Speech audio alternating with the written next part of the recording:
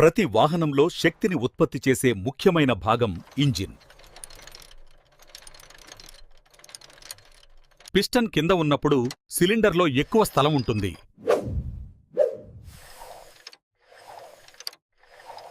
ఇప్పుడు పిస్టన్ పైకి కదలడంతో మిశ్రమం నలిపిపెట్టబడుతుంది. పిస్టన్ పైకి వచ్చినప్పుడు సిలిండర్లో స్థలం చాలా తక్కువగా మారుతుంది.